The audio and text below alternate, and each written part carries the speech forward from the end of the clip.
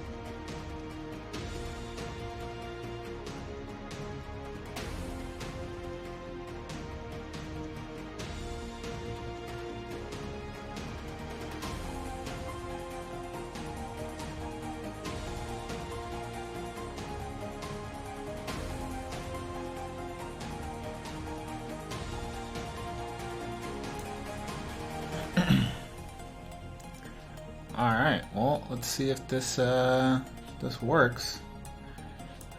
People are in here. Thanks for coming. I appreciate it. Let's get into it. So yeah, so I painted this the other day, but I didn't record it because I'm a noob. It didn't work the first time, so I think I had something off where it didn't actually save the video out, but where I was, this is where I ended up with it, and I had some notes, and I want to continue. I want to continue working on this, and possibly start adding in color, because this isn't the actual color that I want. Before I do that though, I probably need to, what I'd like to do is to get some of the line art finished before I start bringing in actual the colors. So I have a swatch here that I used, and so I'm going to use that later on. But for now, I'm just sticking with this red color because that's what I have. So I have these notes of things that I wanted in terms of shape language and things of that nature. So I'm just going to keep rolling with that. And in the meantime, should you guys have any questions or whatever, you should be able to ask them in the chat, and I should be able to see it. Shoutouts to Michael for making all this possible. Otherwise, I would definitely not be able to do any of this. So we'll see how it goes. I'm probably just going to turn this off and start zooming in because I need to figure out all this area, which I have not. And so it's all kind of separated in layers, so that way it's a little bit easier to kind of work with. So hopefully my goal here is that I want to get the placement, because my shape's not the best at texture, but shape wise I can probably use. Good question. Which chat will I be paying attention to more? Luckily, I have this program called that what's his face told me about, called Restream Chat. So technically, I can see both streams. I can see it from YouTube and Facebook and Twitch all at the same time. So technically, I can pay attention to everything. I'm like the master of my own stream. So technology in 2019, who would have thought? So yeah, so you can type in whatever you want to type in, and I should be able to see it because it will give me like a little icon as I'm going. So see, one on YouTube right there. So it says AbeFlow Twitch, AbeFlow YouTube. What's up, man? What you got? Told you, dog. It's already there, dude. Dude, technology is awesome, man. I would never guess that. I was getting ready to like have to like bounce between 3 like different windows. Don't have to do that anymore. So pretty awesome technology nowadays. So so I have this. I'm gonna focus on this. So I have this little thing right here. I'm gonna use this as a way to help me focus on certain areas without having to get too distracted here. So it's like making a mini composition. So that's all that I'm doing there. And yeah, if you have any suggestions, any stuff like that, let me know, and we'll go from there. Share it with your friends. I'm hoping to start doing this on maybe like a Tuesday, Thursday thing.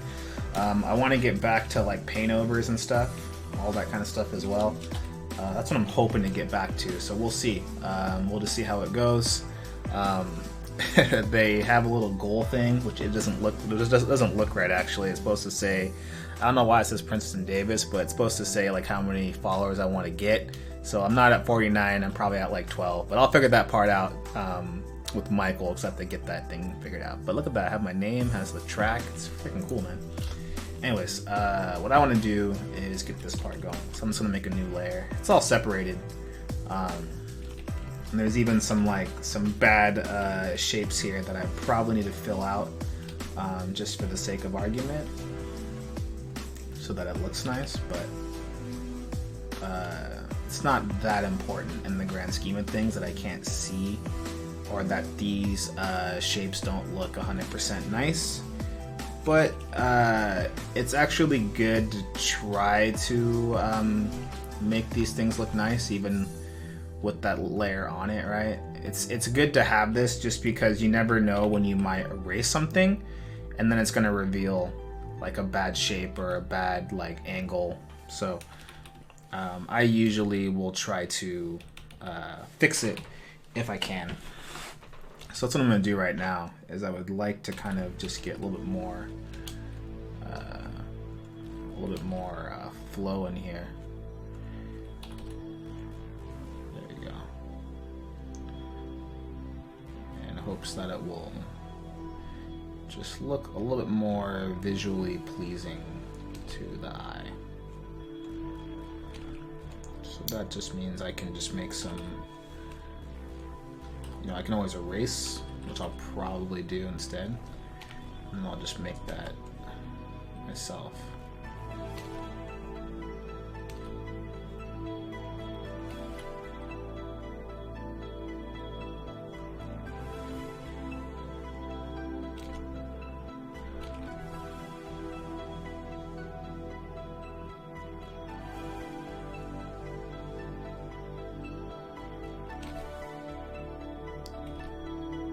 Cool. All right. So now that I got that figured out, I do want to add lines to it.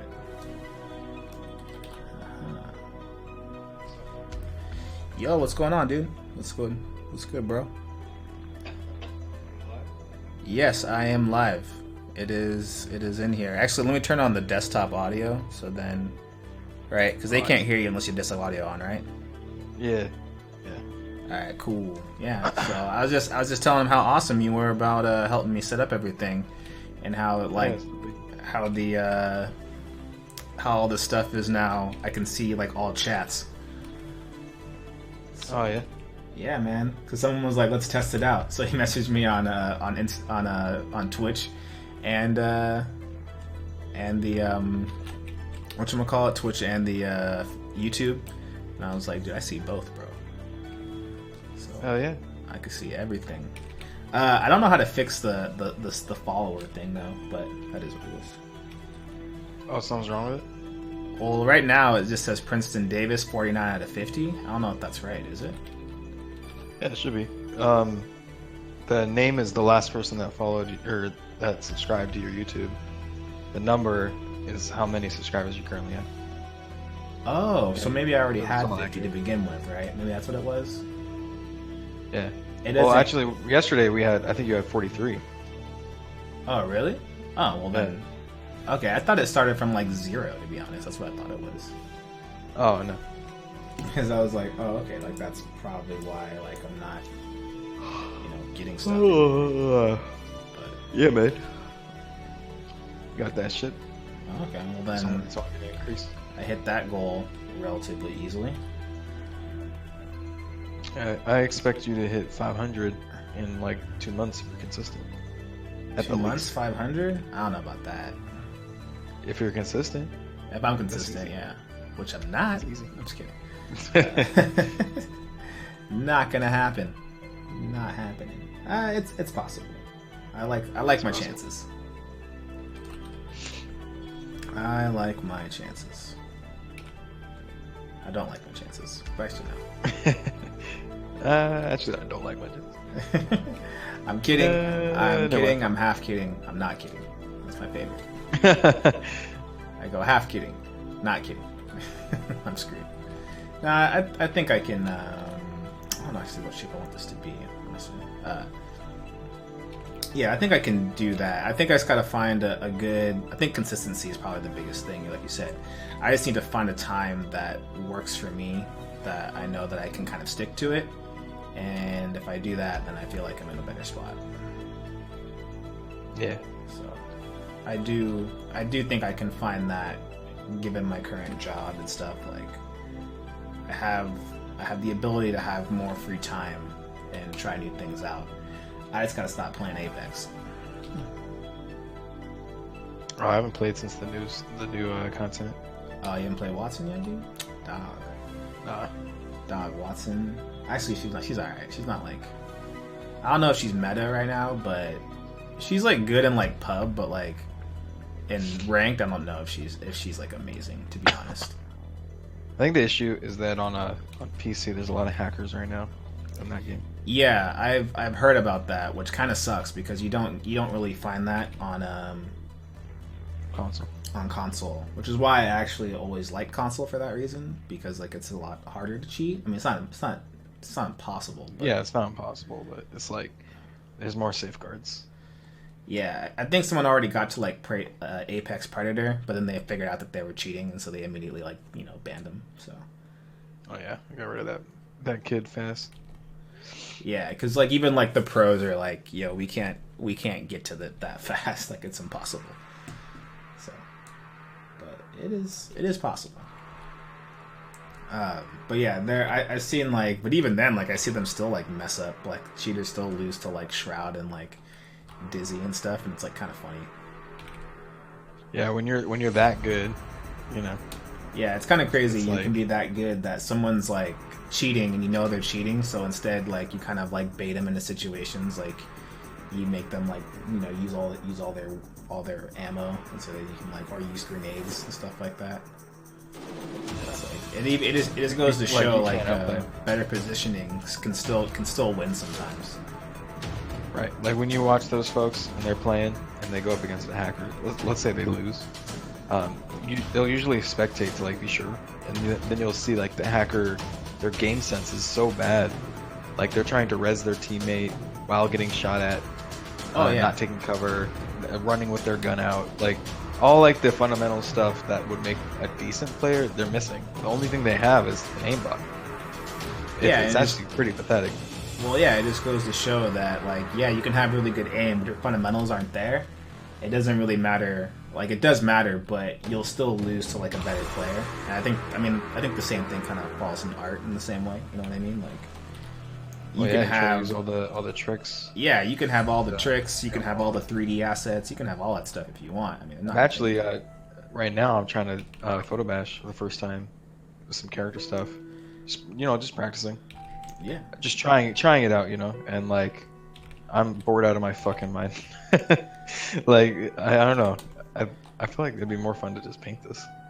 It probably would be more fun, except when you're under crazy deadlines. Yeah, then you gotta like even at my work, right? Like when I have to do like all these kind of crazy like environments that have to be like realistic, I could easily paint it. It would just take me a long time, and at that point it's not worth it to kind of like put myself through that stress versus find the right photos and then stitch them together. But even then, like, some people would be like, oh, well, I could do that. And I'm like, I don't know if you could. Like, yeah, I could give you the same photos. No, it's actually, now that I've tried it, I think there's two things going on at the least, in my experiences. One, I don't know what I'm doing, of course. And then two, I'm finding it kind of like boring. It's not as exciting as like painting something, and like I feel more active when I'm painting. I feel like I'm just kind of just assembling something and not well. You know? And so I definitely like am more appreciative of the skill related to it. You know what I mean? Yeah, you're definitely flexing a different kind of muscle, like creative juice, when you're kind of doing that kind of stuff. Because it's less about like the paint strokes and more about like how you're organizing and how you're making things blend together, and you have to have a strong eye for it. And I think that's a common thing. People go like, oh, well, if I gave you the same photos, why does my painting or why does my arrangement of these photos look stronger than what you have, right? And I think that a lot of it becomes a very fundamental thing. Not having the fundamental base can really expose you, I feel like, because if you give everyone the same photo, right, or the same like 3D model, but then someone comes up with a completely better render, it's like, well, then what is it? Because you still have all the same tools, you know what I mean? Yeah, absolutely. So yeah, I think that's always kind of fun. I actually used to do that with students actually back in the day. Is I used to bring in my Lego set. And I have like the architecture series. I'm not familiar with that. No. They're pretty cool. If you ever like look it up, just type in like Lego architecture series. They're like pretty sick. And they build like they get like actual like real life architecture, and you can build it in Legos. And then it allows you for like crazy customization where you can actually like build like crazy stuff with your Legos. It's pretty dope. But anyways, I'll bring it into class and I'll say, all right, well, everyone has the same pieces. Everyone has the same stuff. Build something, Yeah. Build anything that you think is visually interesting, And it's funny because you'll get like this wide range of like designs and like overall like proportions and talent and skill. And it's funny because it's like you can't be like, oh, I didn't know how to use Legos, right? You can't blame it on the tool, right? The tool's Legos, so you know how to put things together. You know how to like snap in a Lego. But then why is it that someone like understands design more, right? And that I'm not sure what that is, but I feel like it then kind of gets people more in the zone to be like, oh, you know what? Maybe I need to like focus on fundamental stuff. That we all have the same pieces, but yet one person is creating way cooler stuff. A lot of that is like your visual language, that kind of stuff. You know what I mean? Yeah. And so you learn like how much that stuff doesn't really matter if you don't like have a good design sense or a good eye for shapes and proportions and that kind of stuff. which you only learn, I guess, by kind of drawing. They're kind of fundamental. And it can also show you that you don't know. Well, not in your case, but in like the student's case, you actually don't know what you're doing. Yeah, I mean, it was actually humbling the first time I ever did it. I was like, oh, I'm gonna build some cool stuff easy, and then I was like, wait a minute, like I have no idea, like what I'm doing in terms of like building stuff, like in like actual like 3D space. I can't just like make layers or whatever. I have to actually like really think about it. Yeah, I think that actually translated well in terms of like painting with VR. I think. If I had to guess, I would say that it probably translated well into VR, because now like I have a better understanding about more 3D space. So sometimes I even I'll still kind of concept with Legos every once in a while when I have time, just because it's kind of fun. And break stuff down.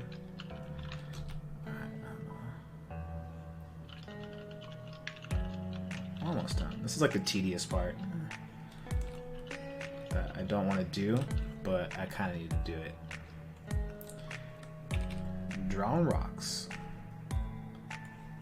What made you want to start doing some photo bash, Mike? Well, I mean, I've been before I became friends with all you guys, I was fans of you, right? So Anthony was my favorite character artist, and I don't know. I feel like it's not really. It's kind of weird, like having your favorite artist when you're friends. You know what I mean? So I was trying to look around and find like other character dudes that are, or ladies that are doing some dope shit. Yeah, shout out to the ladies. Yeah, like Carla Ortiz is a big inspiration right now. I like her work a lot. Oh, okay. Who else you got from the female side that you digging on right now? Oh, let me see. Let me pull up my stuff. A couple of Asian artists. Yeah. I don't know all their names, but I have like links saved. Yeah, I'm a big fan of. I met TB Choi at Oh yeah, she's dope. Yeah, she's really good. Super nice. Yeah, I met her at GDC, and yeah, I was like, your work is tight. You should do more of it. I was in line with her, actually. That's how I met her. We're in line trying to get into a party at GDC. Oh yeah. Yeah, and then I saw like her name, and it just said Choi, and I think it was the first initial like T, and I was like, there's no way like that could be a coincidence. And then I was just like, are you TB Choi by any chance? And she was like, yep. And I'm like, all right, we're getting a picture. Did you get that link I just posted? Did you post it where'd you post it?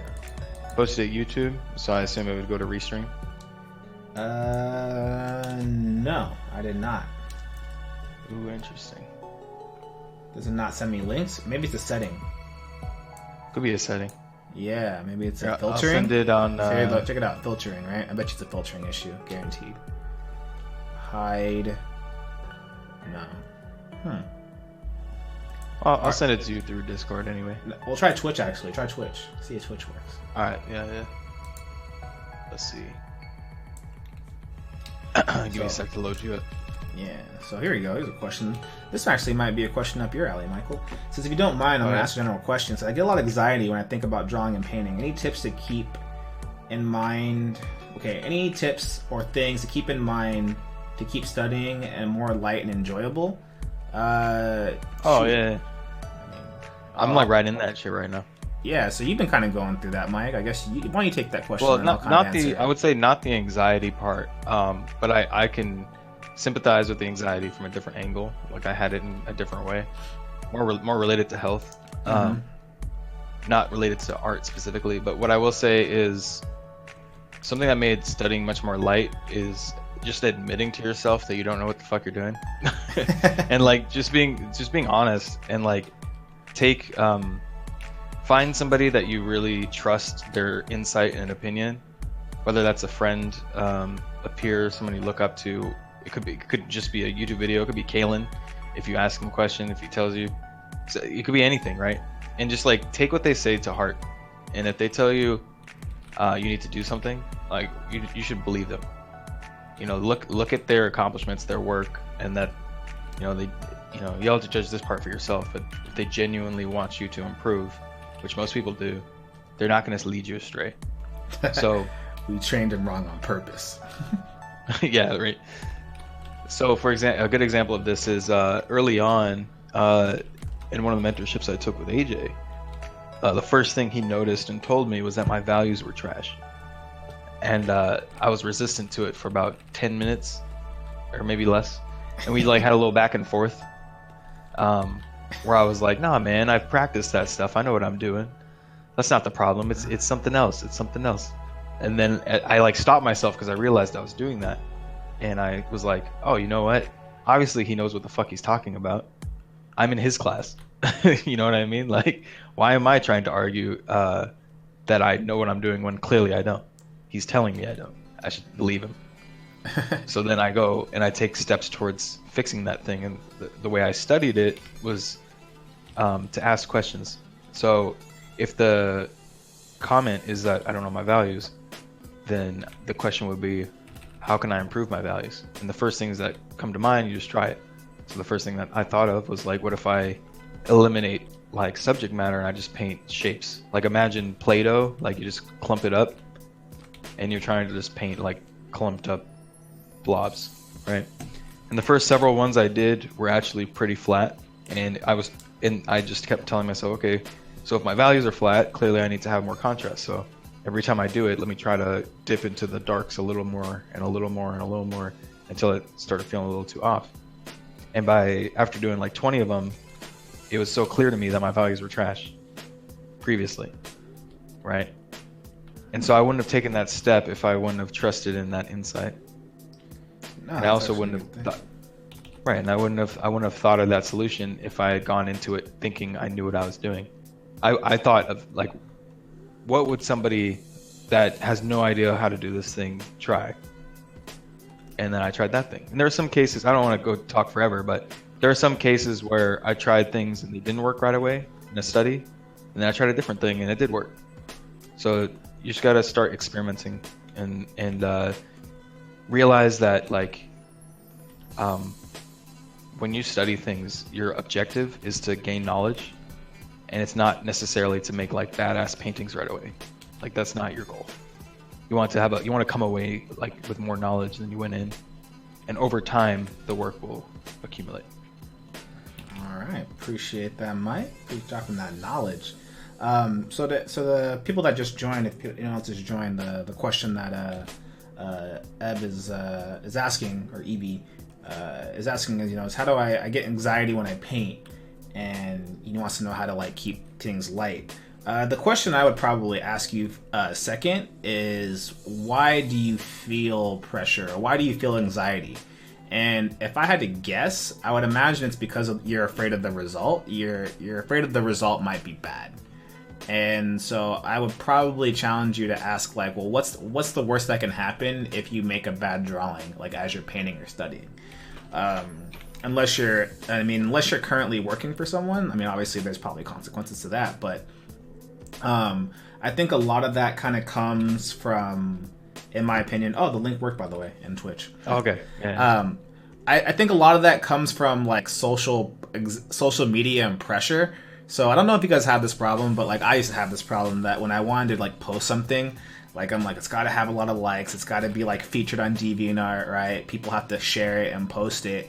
And if I do this study or this drawing and it's not getting all this buzz, then like I'm a failure, right? And so a lot of times I feel like artists, including myself, like we do things because we want to be you know, noticed. You want to be like, hey, look at my stuff, and you want people to notice it and tell you how good you are.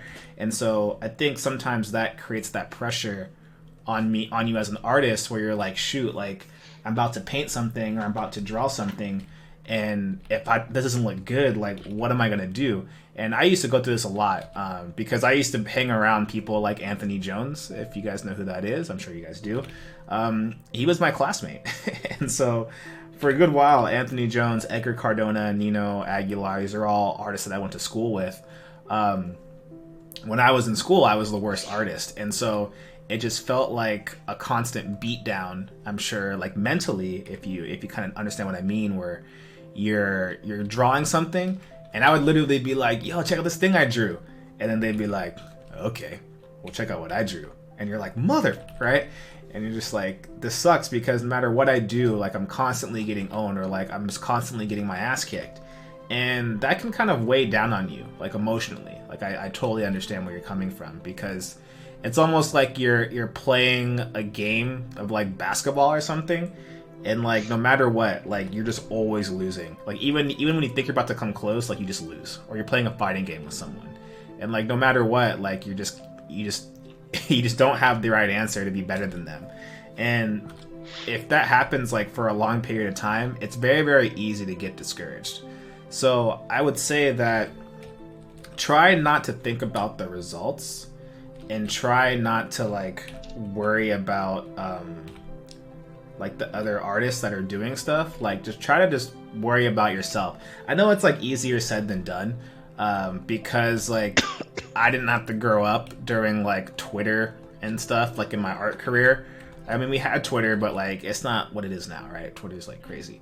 But I didn't have Instagram when we were in art school, right? We just had like, we literally had DeviantArt, and then all I had was like, oh, this person has a lot of llamas. If any DeviantArt artists are in here, right? They're like, this guy has like 50 llamas. I only have 10 llamas, which I never understood like what the hell that was for. And so yeah, I think when I stopped caring, that's when the work began to kind of flow for me, because I didn't really care about the results. All I cared was about my personal growth. And so that's actually one of the reasons why I came back to kind of streaming. Michael was kind of asking me like, hey, why are you streaming again?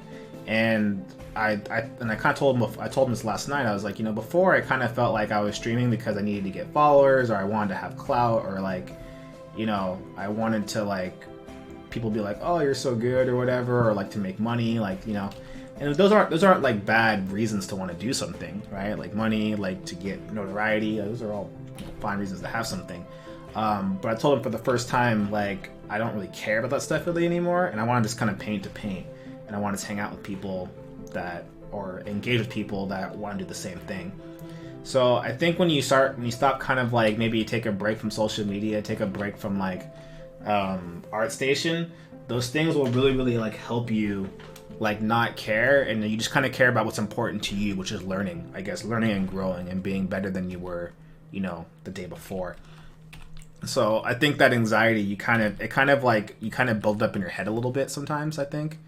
And I mean, I totally get it. Like I have the fact, I'm sure Michael understands as well. Like I still deal with this, Michael, like I have friends like JP, Anthony Jones, right? All these guys that like I talk to, and like they show me their sketchbook, and I just shrivel up. I'm like, what the like? Which I don't want to. What's the phrase? You say what do you say? I'm gonna say something a little. What's the word? Fuck. Oh, okay, here we go. I'm gonna be a little extra. I don't want to suck your dick here, but you're pretty damn good, man. Like, I mean, you're always gonna feel that way to you. Exactly. But, that's the point I'm trying to make, is that like, no matter how good I am, there's always gonna be someone that I feel inferior to, and no matter how good you are, there's always gonna be someone that you feel inferior to, right? It's always gonna happen. Sure. And so, and all I can really do at that time, like whenever that does happen, is just try to be more inspired and less like intimidated. Like, I've done some workshops with some like amazing people, like Evan Amundsen, like Jamaro Kindred, JP, like all these guys. Like I've even for some reason was in the same workshop as Jama, right? And I'm like, what the hell? And so yeah, like it's very easy to look at what they're doing and just be like, I'm never gonna do that, or just kind of feel like a fraud in a way. Like that happens to me. Like I call it like the imposter syndrome, when people are like, yo, you're really, really good, and they're like talking about me in the same sentences of other people. And like, it's funny, I actually like was stupid and I searched my name on Twitter. I don't know why, because I was like, I'm gonna see people saying me on Twitter, and like, even though like I should not even give a shit, but like someone was like, oh, my favorite artists are like so and so, and had my name with like Raphael Lacoste and like Jama, and I'm like, why the hell would you like my shit when you like Raphael? So you're pretty much saying that shit happens at all levels. I think it happens at all levels. I think everyone's going through some shit, I think is probably what I'm trying to get across here. And so like, don't worry about it too much, because I think it's social media too, is like, it's very, very easy to look at someone's social media feed and see all the jobs they're getting, see all these things they're going to, right? All these events they're going to, all these places they're being asked to speak, all those opportunities they're doing. And you really can't know what someone's going through, honestly. I've known some people that have, like, by no means you'd be like, why do you have anything to complain about in life? But they still have insecurities. They still feel like a certain way about their art. They still think they're not good enough. Like, and I don't know where that comes from. I think it's how we all get good too, by the way, because I think a healthy insecurity, I don't know if that's not even possible, but like I think it's possible. I think it's possible to have healthy insecurity, because that healthy insecurity is what pushed me to get better, is because I was never satisfied with my work, and I'm still not satisfied with my work. And so I well, keep it's kind of like to just being self-aware, you know? Yeah, self-aware, I think, is a good way to really describe it, is to like not be happy with yourself in terms of like what you're doing. Just know you can always get better, but know that it's also a journey. So you can't take it too seriously. Like, I'm getting back into my soccer right now, and like I'm trying to like train more, because now that I'm like getting physical therapy, I want to be on a better team. Like, you know, by the end of the year, all this kind of stuff, trying to get back in shape. And like I know I can always be better, like at sports and my fitness. But at the same time, I'm not gonna like sit there and just berate myself and be like, damn, I'm not Ronaldo, and like just be really depressed about it all the time. I gotta go, hey, you know what, like, it's gonna take some time and just a little bit better each day. And the more I practice, like, you know, the better I get, and the more I feel, the more that confidence kind of builds. So I would say, if anything, for Eb and Michael, and you, Michael, like, it comes over time. It kind of subsides a little bit. You start feeling a little bit more like confident, like in your stuff, and you're kind of like, hey, like, I don't suck that bad, do I? And that's why I always encourage you, like, if you meet someone that you like their work, like, tell them that you enjoy their work. Just because, like, that person, it could be like a JP, right, where he's like really good, but maybe you telling him like, hey, I enjoy your work and you inspire me, could be the thing that really, like, you know, makes their day, whether or not you know it or not. You know what I mean? So yeah, that's right. I always try to like make sure that if I do enjoy someone's work, I will go out of my way to say, hey, I've seen your work and I enjoy it, and I think you should keep doing it. And I think sometimes people just want that reassurance that they're heading in the right direction, because it can be hard. Like, if you go for a couple of years without, like, you know, like a job offer, or like being like really well noticed or something, that going viral, you kind of feel like, hey, what am I doing? Like, am I even going in the right direction? So sometimes it's that one little hint of encouragement. It's like being a parent. You tell your kid, like, hey, I love you and you're killing it. Keep going. I think that can go a long way. So, absolutely. Good thing. Oh. Yeah, I want to add real quick to that earlier thing about the anxiety when trying to study and improve. I remembered something I wanted to tell you, is that I don't know if you have this exact problem, but when you're learning and you are getting stressed out because you're not good at what you're trying to do, a lot of the time when you're learning, students and whatnot will like get the feeling like, oh man, this is so bad, I need to stop and start over. But then every time you start over, it's still bad. So then you're never finishing anything, and you're not getting the gains. You're not really showing yourself what you're capable of, whether you're there or not. And so when I started, and I had this problem. So when I started making at least one rule for myself, that if I start something with an intent to finish it, I need to finish it. Mm-hmm. And that helped me tremendously. Yeah. Because I kept deleting stuff. I started painting and like be 10 minutes in and then delete the layer and try again, and then all of a sudden 8 hours are gone and there's nothing there. Yeah, that can be rough. Now that doesn't happen, so no, I would advise against it. Yeah, finishing stuff, and just I think someone told me that, like, you want to be, before you get good at something, you have to be okay with sucking at it first. You know, you have to be willing to be like, this isn't going to be easy, and like I'm gonna be like struggling a lot. And once you kind of accept that, then I feel like everything kind of opens up to you as an artist, because now you're willing to kind of go through that. You're willing to kind of go through that grind. You know what I mean? Another good example is like I always use sports as an analogy because I always think they're very, very sound.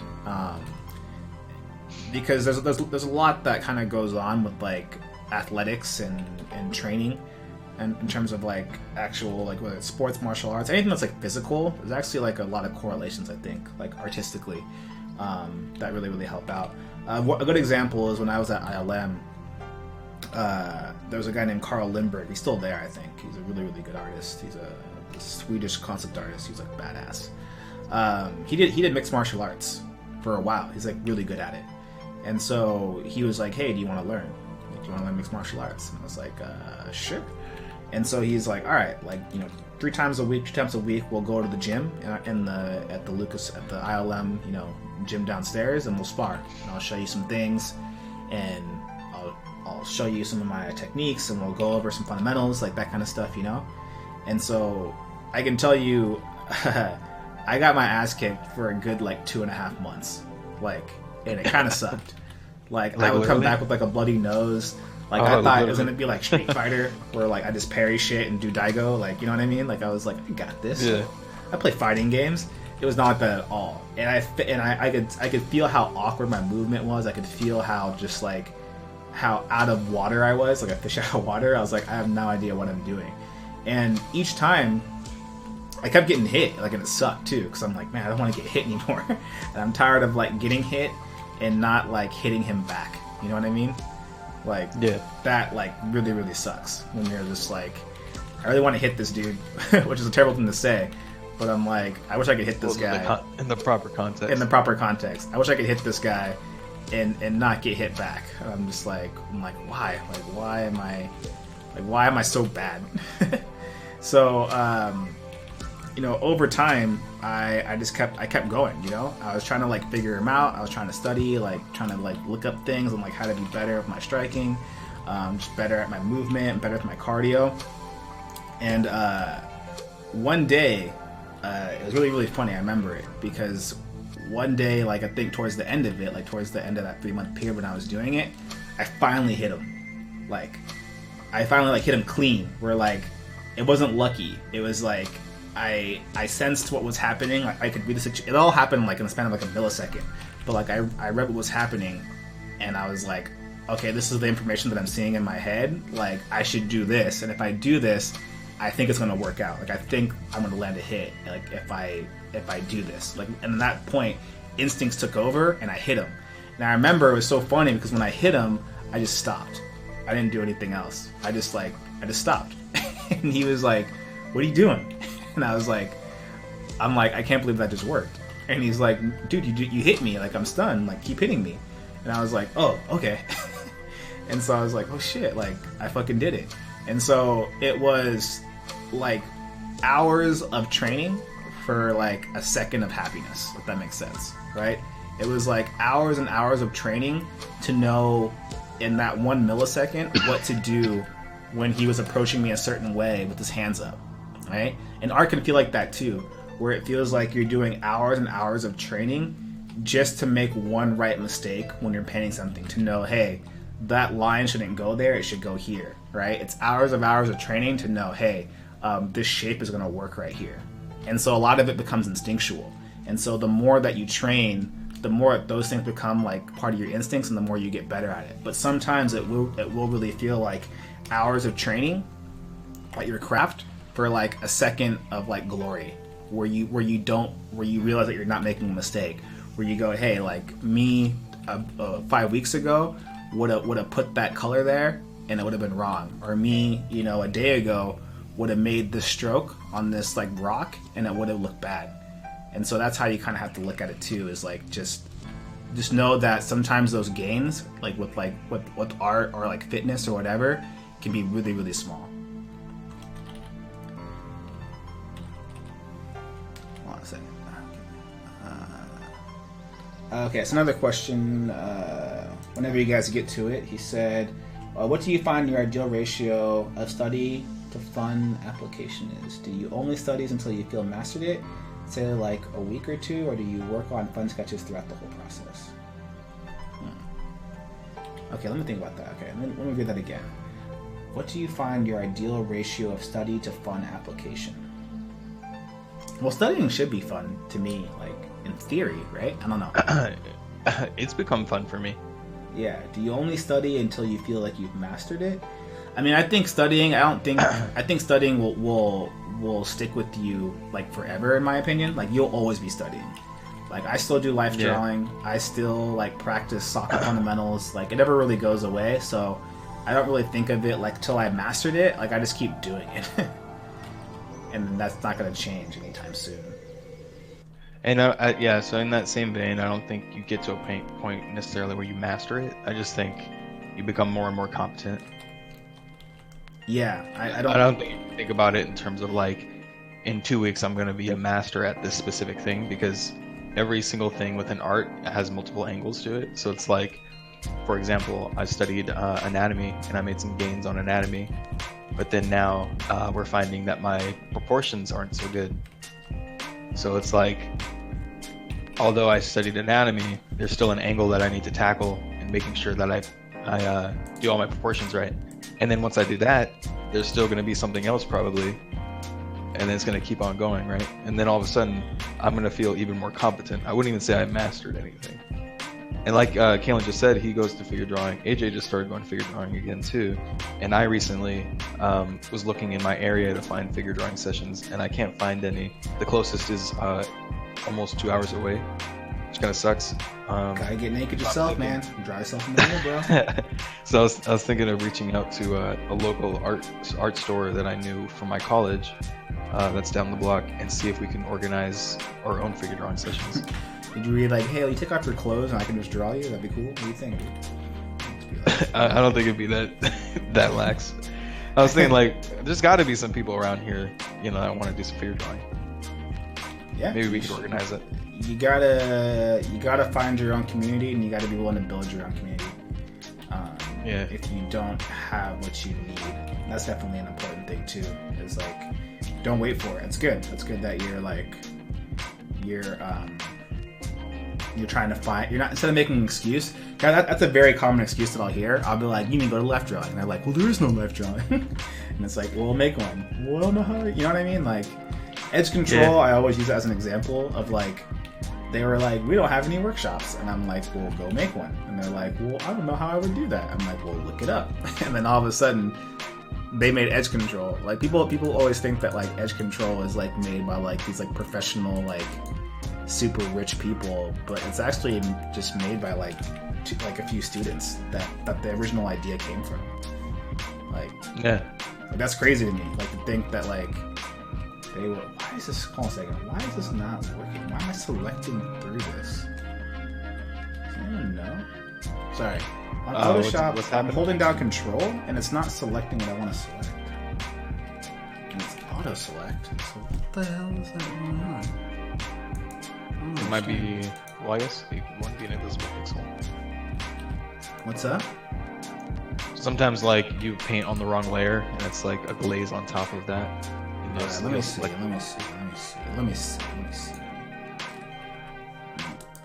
If I select that gets selected, that gets selected. So what the hell is this? I don't understand. It's a really weird, like, annoying. Oh, it's because it's locked. That's why. Let me see. Oh. Okay, I'm an idiot. All right. Well, there you go. Sorry, guys. That's embarrassing. Cut that out. Cut that out the stream. It's all good. Did you start this during the stream? No, so last stream I blocked this in, and then today I've been like cleaning it up. So the goal today is to get like all the lines kind of figured out, so that I can understand what the forms are, so that I can begin to put the proper color in. So I had the flow already kind of figured out. So this is what. So in the previous stream, here I'll show you. I think I have it. I'm gonna go to open. Let's see. Underwater. By the way, did you try to stream to Facebook as well? I tried to. Well, I didn't. I connected to Facebook, so it should have connected, right? Yeah. It's just I didn't get a notification. Usually you do. I'm gonna go to your page and find out. Yeah. Then I have no clue if that actually happened. Yeah, you're not live on Facebook. What the? So stupid. Well, is it? It worked yesterday. Yeah, it worked yesterday. So what's the deal? Open up the Restream website and it should give you some data. Restream website? Wait. Yeah, remember it's restream.io. Oh, okay. Hold on. Let's see. Restream. Oh, I gotta log in. What? Excuse me. What the hell? Alright. Sure, save. Sending data. Oh yeah, I see something bugged out. So what should I do then? I don't know. I haven't seen this before. Turn it off and on. Well, that's stupid. Well, good thing I gave everyone my YouTube channel anyway, so it is what it is. Yeah, I went to the other two. Yeah, so lame. If that works, then I guess for both of us, we'll have to have Restream open. And that's kind of remember like when you have a stream starting soon thing, that's when you like make sure all your shit's live. There you go. Learning every day. Yeah, I'll have to do that next time. Yeah, so this was the thing that I drew before, right? And it's like ass. So I actually did the color drawing first, because I had that idea of like an underwater scene. I was trying to draw black mermaids to make people mad, but then I was like, all right, I can make something cooler. So then I did that, and then I did like this like black and white drawing, which is really terrible, and it was really, really rough though. So like I didn't really care. I did this live too. It looks like ass, but I was like, it's on my Facebook too, of like how bad these things look. But yeah, like I did them, and then I was like I have an idea, so now I got to kind of like get some research and kind of get back. So then I got to here, so then I actually started like playing with the flow, and I figured it out. So like I only got to here because I did these bad drawings. I did like 3 bad drawings, like over and over again, and then I even got the color because I did the color from let's see, is it Testy? No, not that one. Oh, that's actually not bad. Cold? So I got the color from doing this on a Facebook live stream. So that kind of led me to cool. Like... This is like I hate it too, actually. I like the idea, I just need to redo it. But like that led me to here, which led me to there, which led me to there. So I'd be lying if I said like, oh, I did it all like in one drawing in one sitting, because that's totally not the case, right? Like that's kind of like a big misconception. Like unless you're like AJ, where he kind of actually does do that like one time, and I'm like, fuck you. But like, like for me, like if I make anything tight, chances are I drew it like a million times. And then on top of that, to even go even further with it, I even did like an actual like sketch of it too. Like, where the hell is it? Well, actually, do you think that only applies when you're doing like personal work, or not? Because your client work is really fast. The same thing applies, I think. Like, let me drag this in. So then I drew this right there. So that's like in pen, right? So like literally it was this, doing colors, figuring out something, then going to this, doing another color comp, not liking it, then doing this, like looking at reference and like kind of figuring out like an idea of what I want to do, then doing this, which was like actually right there, that's the moment when like I knew like I had something going, was this crappy drawing right here. Like that's when I knew, like this part right here, I was like, oh shit, I think I'm onto something, like let me keep doing this. So I literally drew this like 5 different times the other day, like in my sketchbook, like as I'm like waiting in like Apex lobbies. I was like drawing it, and you can already see like that then led to this right here. And so you can already see like what the hell like these shapes are right here. That is that right here, right? So yeah, you can kind of see these in what you're drawing right now. So you get what I'm saying? Like, yeah, it all leads to it, right? It's like, right, 1,000 hours of training just so that I can then make this like with ease, where like it's flowing. I don't have to think about it. You know what I mean? So now like all this information that I got, that I gave myself, is all the planning, all the problem solving, all the things that like I know that like I fucked up on. Now I'm like, okay, I got it. Like I have a good color, I have a good game plan of how to approach this. And every time I drew, I learned something from it. I got my ass kicked, and then I learned something from it. And I go, okay, this is why it's not working. That's what I have to do. So now that I got to this point, now I feel comfortable even streaming it, because I'm like, I don't really have to think that much anymore. Like I feel like I already have like what I want to do like in place. Now I just got to make it happen. And that's like a really like good feeling to have. And that again just kind of comes from, I guess, knowledge, I guess, or like just the confidence, I guess, if you want to think about it anyway. It's just the confidence to be like, okay, now I've done everything that I need to do. So now that when I do run into problems, I feel like, okay, I got this. And so now, like, I'm chilling. Like, I've got some music playing, got my little Twitch stream, got these people like in different streams saying what's up, like, and I'm chilling. And that's the way it should be. The way it should be. The way it should be. The way it's supposed to be. Just having a good time and hanging out with people. And again, I don't even care about the result. I don't even care that's taking too long. Like, I should probably, like, and if I was doing this, like, maybe for client, like, I'd probably be done a long time ago. But here, I'm like, you know, people try to rush art sometimes too fast. You know what I mean? Like, art should be like sex. Like, you should take your time. You should enjoy that shit, you know? Like, so many times people will be trying to, like, paint. Like, look at my speed paint. And I'm like, dude, you just busted, like, in 2 minutes. All they're doing is busting quick. They're just busting quick, you know? And I'm like, dude, would you really like something? Like, I love soccer. I want to take my time. I don't want that shit to end. I want that shit to go on forever. So, sometimes, like, I view it like that. Like, it should be like sex. Like, that shit should be good. It should last long. It should be satisfying. So, you should forget the time's going by. Mm-hmm. You should forget that time's going by, just like right now. Like, it's already, like, 8 o'clock. I was only going to go for an hour, but I'm like, I could probably go a little bit longer, because that's good, right? It's good art, it's good sex, what I'm talking about. So, studies, master's. Okay. So this is still for Ariel? Yeah, I'm going to, so in my head, so I don't know if you saw the drawing right here. Did I draw it? No. Oh, yeah, actually, I drew it right here. That's Black Mermaid right there. You see that Black Mermaid? Oh, shit. Let me actually. Oh, now I see. Yeah. Boom. Yeah. Boom. Drew a little contrapposto for my life drawing experts there. Boom. Boom. She thick, so. A little bit of sass. Boom. Boom. Boom. Boom. Little shoulder blade. Boom. Little arm. Little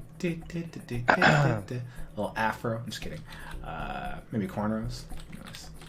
Hair. All right, that's the idea. Just like right there. So I gotta put her. I'm gonna do that. I'm putting her probably right here. That's why I actually put this here. Is that's gonna be like the call to action area. Yeah, she's gonna be right there with the staff, the trident staff, or that's a lava fit, apparently. How about that? Right? Boom. There you go. Okay, question. Someone said the biggest parallel between Third Strike or games in general and drawing that you found. A lot of it is studying. Video games, I approach video games the same way I do with art. Like, if I get my ass kicked in a video game, like, by somebody, like, I have to really break down why I lost. So I'll watch my videos of me playing. I'll, like, break it down. I'll go study. I'll study situations. So, like, in fighting games, like, if I lose to Chan a lot in something, I figure out, okay, why am I losing? And it's like, oh, okay, defensively, when I get knocked down, I panic and I do these things. Okay, well, how do I practice that? Well, let me practice blocking in training mode. And I'll practice, like, blocking. So, like, in Tekken, this actually happened to me. I kept losing to a certain character, and it drove me insane. Like, I remember one time I actually got mad. I never get mad, like, in video games. But one time I was like, fuck! And, like, my wife was like, are you okay? And I was like, not right now. So I was so mad. So then I literally... It's like a wall in front of you. Yeah, and she's like, wow, you must have been really pissed. And I was like, yeah, you have no idea. Like, because I don't like losing either. So what I did is I went into training mode, and I found all the moves that I kept losing to, and I put them on random. So the computer would just do them randomly, and my job was to block them. That was it. I was like, I gotta block at least like 5 in a row, and you can set like the computer to do it like really quickly in between moves. So I literally just sat there and just figured out like all the combos that were getting me. I tried to block them, and after I learned how to block them, I was like, okay, which one of these are actually punishable, and what could I do like preemptively to like not get hit by those things.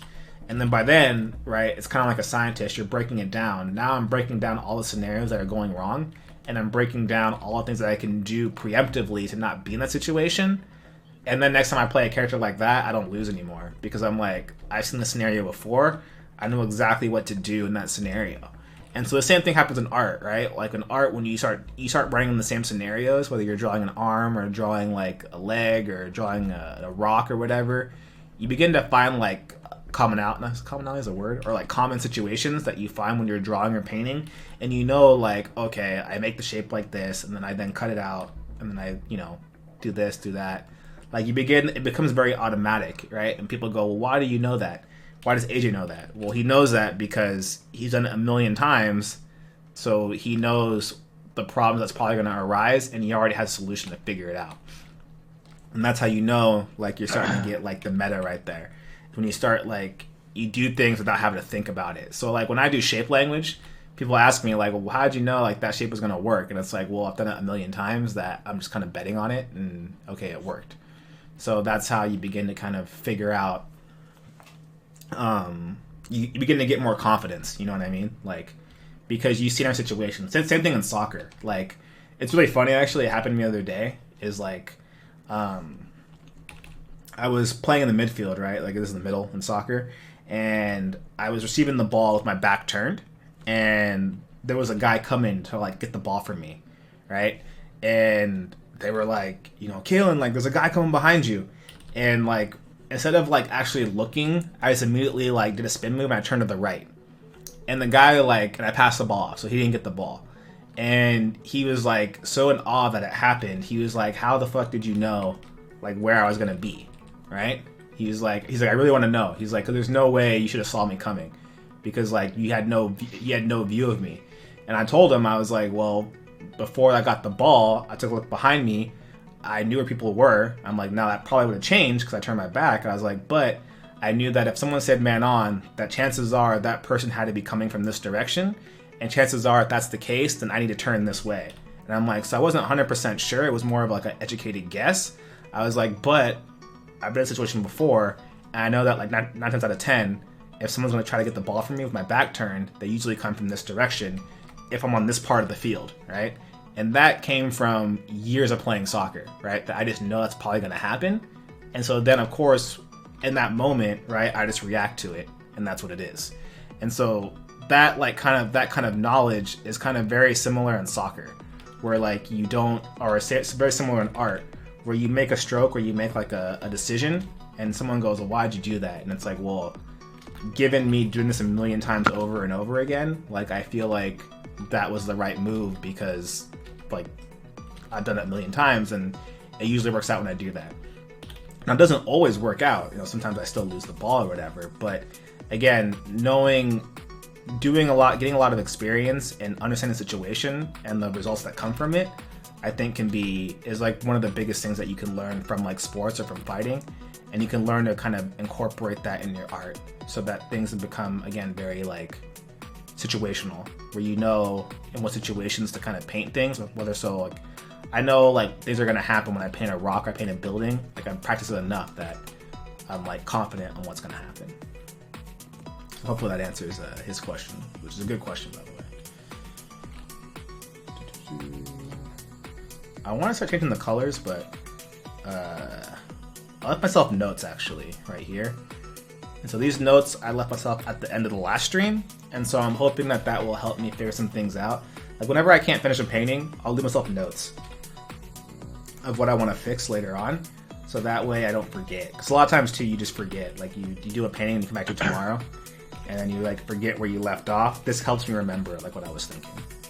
So this is kind of important. A little like shorthand. A little shorthand. So you can look at this, look like ass, right? I'm like lines, and I'm like, research coral reefs, and like fix this part, which I didn't end up fixing, and lines, right, which I did not put, and now I'm like, okay, put these little reef situations right here. So, like, yeah. little shorthand is great for planning when you're drawing stuff. And I actually do that a lot right here too in my sketchbooks. I don't have all my sketches right. I didn't scan all of them, but like that will help me out a lot. Also, I'll take a lot of notes. All stuff will really help out, like as I'm painting. Do you always sketch like when you do traditional for your environment stuff? Do you ever frame it before you start the sketch, or you just let it rip? I do both, which sounds kind of weird. Sometimes I'll just like actually. So this one in particular, I just started drawing. Actually, so usually what I'll do is like I'll do it like this. If I'm drawing something, I'll do it two ways. I'll either like draw the perspective grid out, you know what I mean, and like block everything out and whatnot, or I'll just start like drawing a shape from like one part of the screen. So if I'm drawing like a mountain or whatever, and I'll start kind of building out like what I want to do, and all of a sudden then I'll just add like a new layer of like a foreground element, and I'll just kind of keep going until I feel like it's like a good amount of space or a good amount of environment. And then after I'm done with that, then I will go and I'll crop it off. Does that make sense? Like, yeah. So I was just curious if you crop after, or I guess you do both. So you explain that. Mm-hmm. I was just wondering, like, what's more freeing? I guess I do both actually. So I'll try both. Yeah. Like, if I'm fucking up and I'm not sure. So literally in my sketchbook, I have two. I have a couple that. So actually, so in this instance, what ended up giving me the result that I wanted here was actually by not cropping it until I was done drawing. So I drew it. I kept drawing and drawing. I kept like extending the canvas until like I was like, oh, okay, like I have enough now. I can crop it. But sometimes when I'm having a problem, I may just actually draw it out, because chances are like I think, what's the issue? I'm like, oh, maybe in 3D space it's not sitting right. So let me build it out correctly and break it down to simple shapes. So that way I can figure out, okay, how is it sitting? And then figure that part out. So it just depends. And I think that's the most important thing, is that there's never a concrete answer to kind of like how you're painting something. It like you have to be kind of like adaptable to the situation. So the more things you know, the more you can like be more effective when you're painting. You know what I mean? It's kind of like fighting, right? If you were fighting and you only use like kicks or whatever, right? You'd be kind of limited, right, in what you can do and how effective you can be. Yeah, absolutely. But the more tools you know, whether it's punches, jabs, takedowns, all that kind of stuff, the more you never have like a set game plan of what you're going to do. You kind of just look at the situation and go, okay, this is what I'm going to do given what I'm seeing. Same thing in fighting games. Like I'll play against some really good people at work. I never have a set game plan, you know? I don't play the character, I play the opponent. And so I go, hey, you know, normally this wouldn't work against other opponents, or normally this isn't safe, but because this opponent has these tendencies, I'm going to use these tools against them. So the more tools, like, I don't want to be flowchart, you know? Yeah, we talked about this before. You'll also like I've been watching a lot of pro player, like Smash, and I noticed that there'll be like conditioning. So like some of the better characters have many options out of different situations. So like, exactly. For example, having a character that's has some options safe on block and options out of block state that are I don't know if the right word is like frame on or whatever. Yeah, frame advantage. Yeah. So like if you block a move and then you keep on doing like down smash out of it, and it connects, then you condition them to expect that, and then since they expect that, they're gonna shield, and then you start punishing that with the grab, and then now they're fucked up. Now they're like, oh shit, what's he gonna do? Yeah, you get them on tilt. One option. You begin to hide certain things, and so a lot of it actually can be said on that same note is not using all your tools right away. So when I play against like good people at work, you know, I purposely won't use a tool till like the very last round. Why is that? Because I could use it, but it's almost the same thing as like using a brush or using like a certain technique. I don't use it very early on. I wait, because I know that's going to be more effective if I wait to use it. So that way when I do use it, that they can't expect it because I haven't used it the entire round.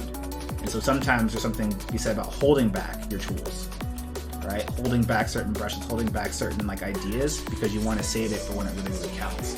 And so conditioning is a really great way to think about that as well, in terms of like looking at the opponent and going like, yeah, normally like this might be unsafe, but because I know this person's tendencies, I want to get in their head. I'm gonna try some crazy stuff. Just to kind of see what they'll do, and let the opponent know that I will do it, right? And so I gotta play Laura in Street Fighter, and Laura's a very kind of wild character, so you kind of have to play her like kind of crazy. You have to do like crazy shit, right? And to the point where like my coworker will be like, "How would you do that?" And I'm like, "Just to let you know that that's possible, and just let you know like I will do it, as unsafe and as crazy as that may seem. Like I'll do it if need be." And now you gotta think about it, because now it's in your head. Right? Because you're like, is he gonna do it? Like, is he gonna do something that's that dumb? And then all of a sudden, now that extra second of him having to think lets me out. Right? It gives me my way to get out of the situation. It gives you a little bit of hesitation, and right? And so explodably. And so that's the mind game you play, and it becomes like this mental chess game of like, does he know that I know that he knows that I know that he knows that I know that he knows that I know he's gonna do it, right? And so. You're like, how did you know? Or like, because I knew that you knew. I'm like, yeah, but I knew that you knew. Like, yeah, but I knew that you knew, so I did it. And so you're like, God damn it. And so it becomes like this kind of mental game where it's less about the execution, less about like the whatever, but more about mental.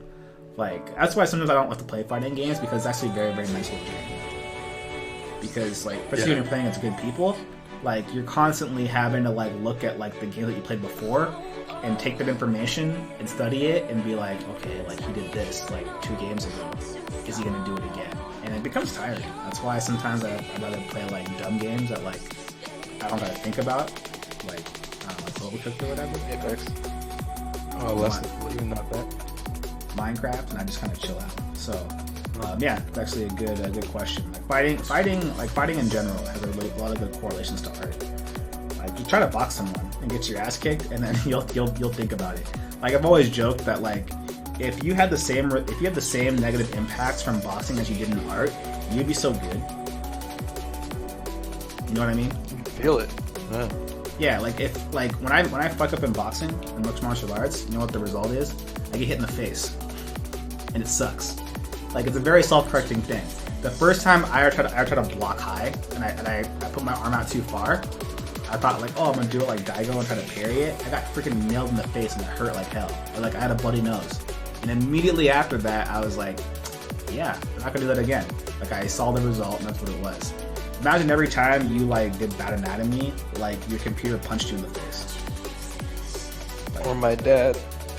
You know what I mean? Like imagine like every time like you didn't like check your perspective, or you picked the wrong color. When you should have like checked it, or you mixed the wrong color, like someone just punched you in the face with the computer screen. Like how quickly you would not make that mistake anymore. Like in soccer, if I make a mistake, I get slide tackled and it sucks. Like it hit in the ankle, you know what I mean? It's very self-correcting. Like oh shit, yeah. Now I'm starting to see the relation, because I did skateboarding for a lot of years of my life, and like the same thing would happen. Like if you fuck up a trick, you're eating shit down the stairs. Exactly. It conditions you to like, you know, do your fucking best to try to land on that board, or also learn how to fall. Somebody used to say a lot is like, for example, if somebody that has no idea how to ride a skateboard steps on it, they always have no sense of balance, and they're gonna eat shit. Always consistent. Nobody ever just jumps on a skateboard and it's natural and they know what they're doing. It doesn't happen.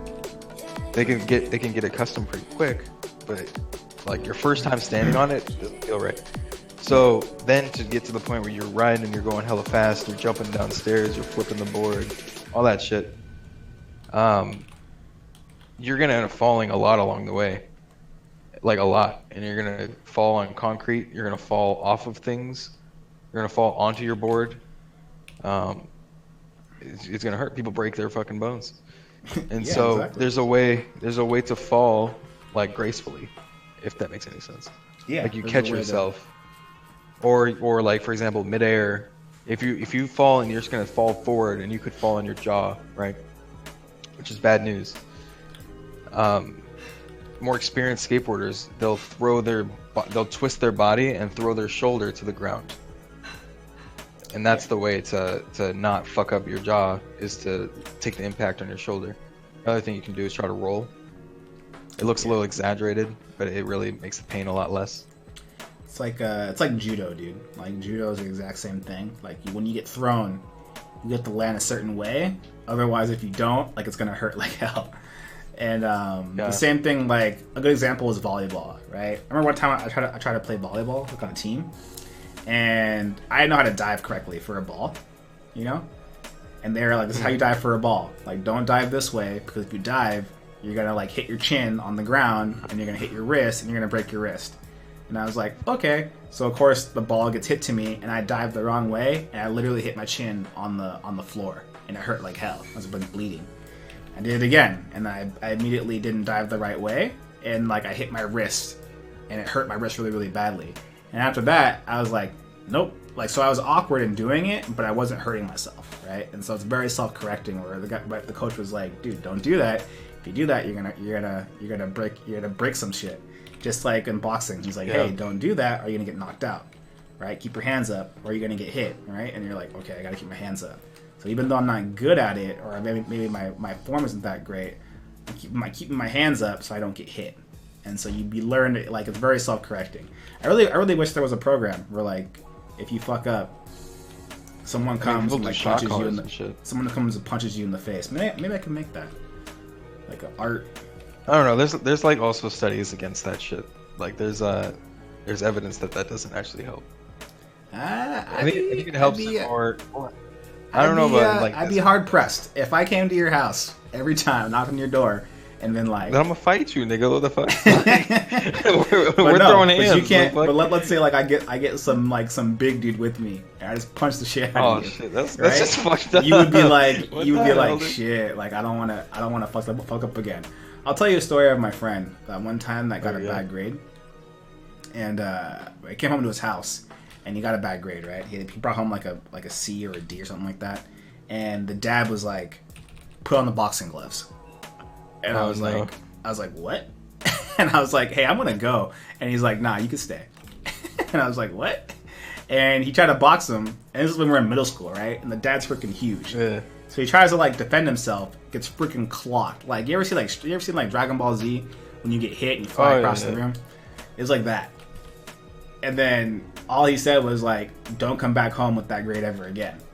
And I'll tell you what, he never came back with that grade ever again. Like, it was very. I mean, I got my ass whooped when I was a kid, and it didn't help.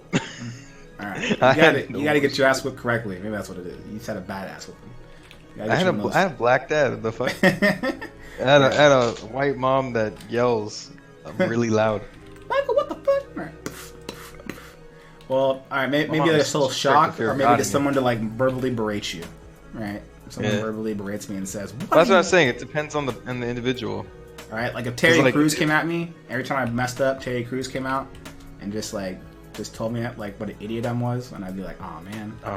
Or maybe like your mom comes out and says how disappointed she is in you that you made that mistake. So she doesn't like yell at you, but she just goes, "Michael, I'm very disappointed that you didn't check your values. Like it hurts me." You'd be like, "Oh man, like I didn't check my values."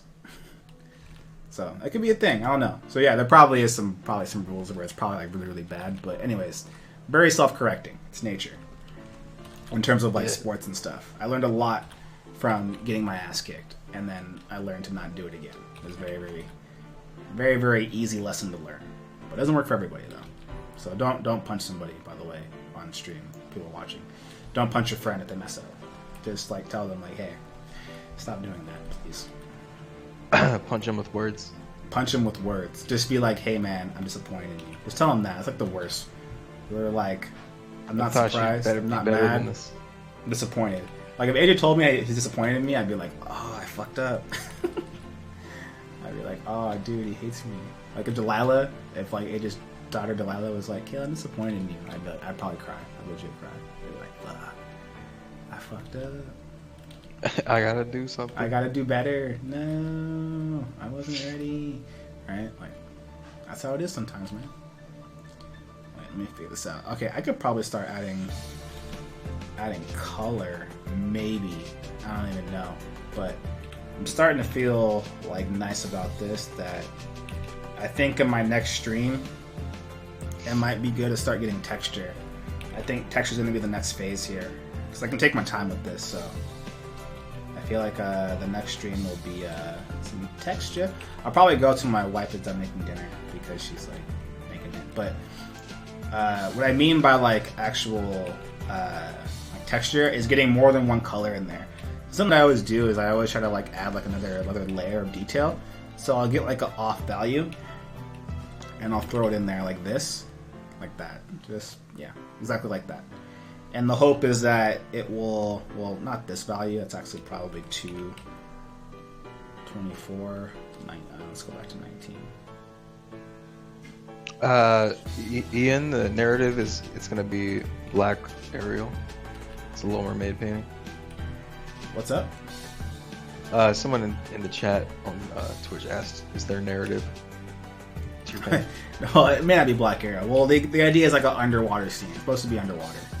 Oh, sorry. That's all that I really have. I shouldn't speak for you. I don't have any story, but I was jokingly saying I'm going to paint black Ariel. And then maybe like say this is some Disney concept art. Don't back out now, bitch. The fuck? Dude, I don't want to lose out followers, man. There could be some followers that are like, white Ariel! And then I lose out my followers, dude. I'm a sellout. Do you think it's racist if people are like, they want white Ariel? No, I don't necessarily think. I personally think it's a reach. I think it's more people just they have nostalgia and they're like, I don't want things to change. But at the same time, like, if that's the case, then just watch it. Like, the existence of the new Ariel doesn't make the old Ariel go away. You know what I mean? Like, here's my thing, right? Like, I don't like the new Lion King. Like, it looks bad. Like, like it looks bad to me, and I'm like, so like I don't go like, F this, we're gonna change it. Like, I just go, I'm just not gonna watch it. And then like, if I do want to watch it, I'll just watch the old one. You know what I mean? Like, it doesn't affect me. That's a good point. I think the problem is not everybody is as I don't know, smart as you.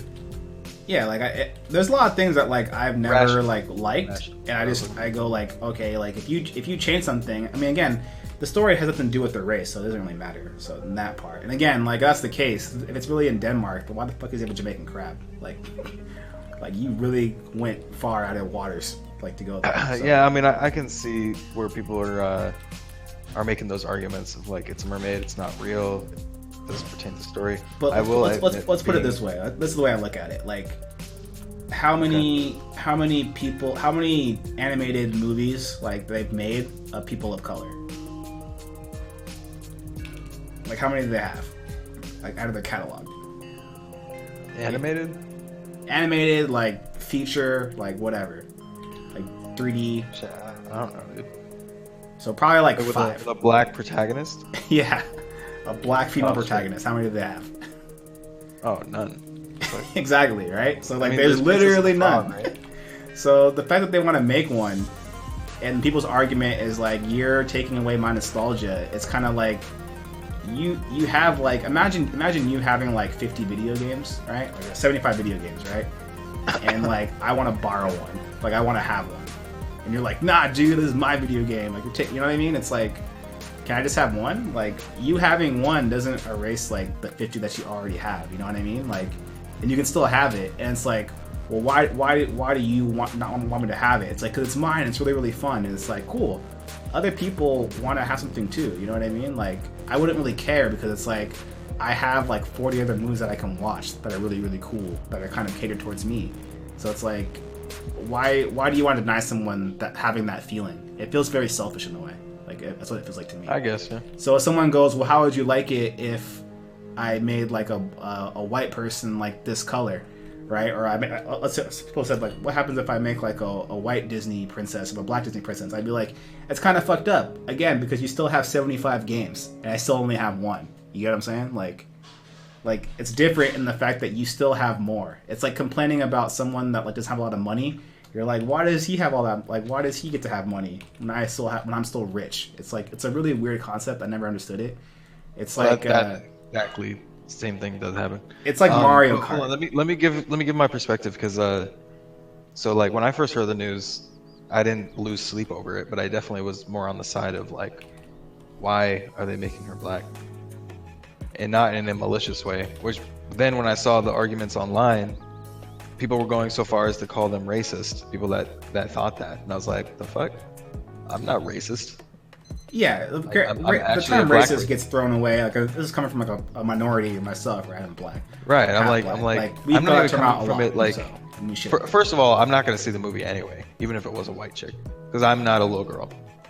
Okay, so it's not no skin off my back. I'm just thinking like was that necessary? I feel like it came off to me initially as like they just want the drama for marketing. Probably. It works. And they got the drama now. People are salty. And people it's are like gonna they see did it for like, clout. Yeah. You know, and they're a business at the end of the then day. right, and you made a good point earlier that in this case the race has nothing to do with the story. The being a mermaid does, so that the context is still. We would assume the context is still there, right? Whereas earlier I was not thinking about that, and I was comparing it to like Mulan because they're doing a live action Mulan. I was like, what if they made Mulan white? People are going to be upset. Yeah, because it takes place in China, so it's a little bit of like it's like a cultural there's more context. Like, story. It makes more sense. Yeah, you can't like, make Merida black unless you did like the guy from Team Fortress, you know, the black. Good night, Eddie Flo. The black Scottish Cyclops. Like, what if he was Merida's dad? It'd be so funny. Yeah. So there's obviously a cultural influence there. I feel like when they made that movie, they were like, let's have this like crazy like story that like is kind of really violent. We'll just make it into a story, and let's get a Jamaican crab because Jamaican music is fire. So now we have an excuse to make Jamaican music. You know what I mean? So like what is so how far does this go though?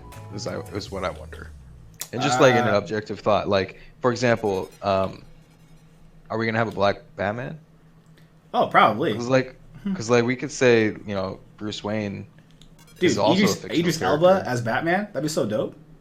Like, Yeah, come on now. tight. Like, that shit would be tight. I'm not saying it wouldn't be tight. I'm just saying like Yeah, how far did we go? I have no clue. How far did we go? Again, you got to remember too that when people made movies back then, right? Even if you wanted to make like in the 80s and 90s, even if you wanted to make a movie where you said, "Hey, I want to make a black princess," you know what would happen, right? Oh yeah, it would tank. They would say hell no, because like white people don't want to see that shit. Well, times are changing now. Like, there's a reason why there are so many white movies made, because back then they were the ones that were in power. And if you even suggested making a movie that was like for a minority, they would tell you like you're freaking crazy because it's not gonna make money. And two, people kind of had negative views about minorities back then. So it's just times. Yeah, like the question that I always say is like people go, well, she was white. Well, she was white. I go, well, ask up the question. Why do you think they were all white at the time? Right? Like, that's the question you kind of need to ask yourself. It's like, why do you think there were so many like princesses of that time? Right? And then once you begin to kind of ask that question, and you kind of start to think about it. Like, I get into arguing with people about Black Panthers, the people that don't live like in the Bay Area like me, that didn't work in Oakland. People go, oh, the Black Panthers were terrorists. They were like, they attacked cops and stuff like that. And I always argue someone about this. I go, why do you think they needed to exist in the first place? You know what I mean? Like, yeah, they're in opposition to the yeah. I mean, do you think some people just came and woke up and were supremacy. like, I hate the police? I'm like, why do you think they needed to exist in the first place? And when you begin to ask that question of why it needed to exist, that's what happens when people start realizing. Well, not realizing. I feel like it's dangerous, but start feeling that peaceful communication isn't working anymore. Yeah. And so, granted, I'm sure there are ways to fix these things and whatever. And I'm not. It's not like they went out mass murdering people. It's not. I mean, people just are so misunderstanding the whole point of Black Panthers. To me, they were trying to fight within their rights. Yeah. Like they're like, okay, we're also Americans. We legally have the right to bear arms, just like you do. So we're gonna be armed. What are you gonna do about it? Honestly, that kind of stuff. They tried to take those rights away. Yeah. Oh, sorry. Eb's leaving it. Sorry. See you later, Eb. Yeah. Like, to me, I don't really care about that kind of stuff because it's just like, at the end of the day, there are other things I could probably worry about, and you got to pick your battles. In my opinion. And so I'm kind of like, cool, Black Ariel, sure, why not? Black Batman, Black Spider-Man, like, cool, why not? Like, I don't really care. If it's cool and it's fun, like I guess the rule should be if the race has a context within the story. Like I think like if you made like a Jamaican Aladdin, like that shit would be funny, but like, but it probably wouldn't work. I guess it's context. It's all context. Yeah, it's always context. So I don't get too bad out of shape if someone someone was making these posters of like Boys in the Hood with like Matt Damon and shit. I was like cracking up. I'm like, actually, I would go watch that. That would work. Like someone wanted to do Love and Basketball with like a white guy and a white girl. I was like, I watch that. Like it's kind of funny. Like people want to do it. It's fine. That shit does exist. Yeah, but again, the thing is like again, how many black movies are there compared to other races? Right? There's not a lot. And I watched Boys in the Hood at least like 4 or 5 times in my life. Exactly. So the fact that you would want to make a movie to take away from in the attempt to take away from somebody is like kind of weird to me. Yeah. It's like you're already winning. Like why do you even care? Like it's like being in first place with the blue shell. It's domination. So, I guess so, man. Some people care about that shit. I have no clue, man. It's beyond me. But for the context, though. Well, you've changed my mind on it. I wasn't like hard pressed about it, but I definitely was like, because I didn't want to say anything about it because I was like, man, if I make a comment or try to have a rational conversation about this, I'm just gonna get labeled a racist without any thought. This is how I thought about it, and I was like, I don't want to deal with that shit. That's kind of funny. I'm like, do I have to explain to you that like I'm a black man? Like, yeah, it is. I don't care like that. It's not. All right. Like I don't want black people to have shit. I'm gonna draw you. All right. Let's say this is you. Oh no. Let's say this is you with your eyes. Do you have a beard? Yeah, pretty big beard. Cool. That's you. AJ looks a lot like me right now, which is kind of funny.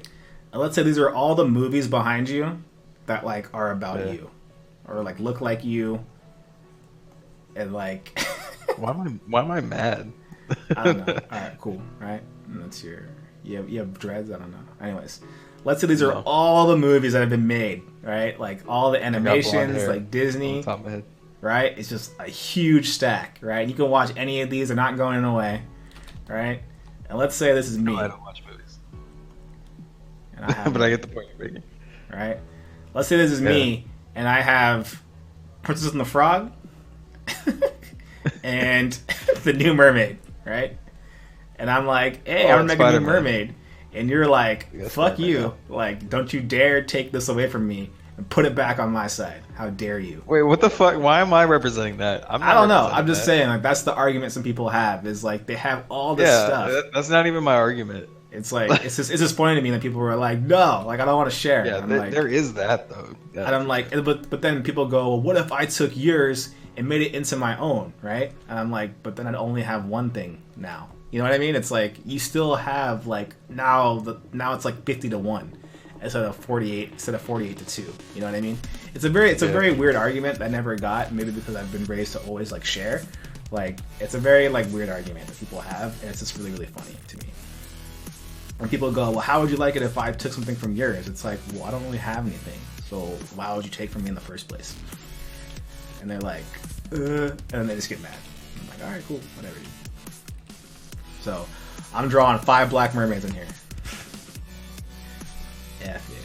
Nah. She should be so black she's purple. You know what? I'll draw both. Why not? I'm gonna draw both.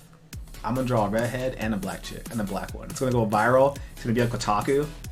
You know, like those. Remember back in the day when people kept doing that dumb shit where they kept like drawing Disney like scenes but drawing them realistic. I hated that movement.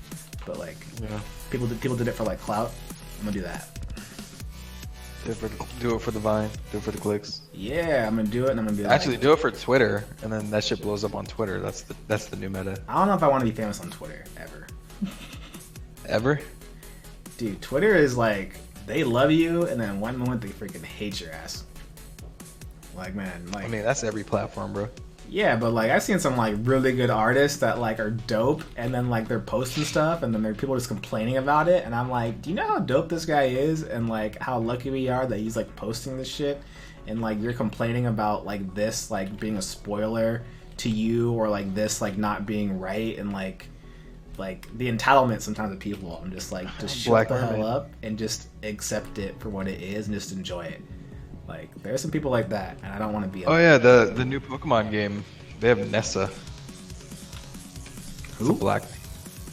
Which, by the way, I didn't know chocolate waifu was a term. That's a thing. That's what someone said on my Facebook. Someone was like, chocolate waifu. She said she's the most popular chocolate waifu, and I was like, what the? Is that even a term? Like that kind of sounds That's like fast. it's not racist, but it's like that's a little weird. Like, but apparently that's a thing, dude. Chocolate waifus, dude. Gotta get you a chocolate waifu, dog. So he could be lying, and maybe I'm just an idiot, but that's what he said. He said Maybe both. yeah, maybe a little bit of column A, maybe a little bit of column B. Who knows? Yeah, who knows? But yeah, I probably just want to avoid like bad, crazy hot takes in general. I think is what I'll try to do. I'll do it in the art, but I probably won't talk about it just because it's like I feel like people are gonna be like, I don't want to be in the stream if he's gonna talk about this because I'm mad. And like I think Twitter's the same thing. Like they will love you on Twitter one moment and then they will freaking hate your ass the next moment. So I'm like, that's why like I never wanted to ever be like famous in art, like because you've already seen shit that AJ's gone through over time.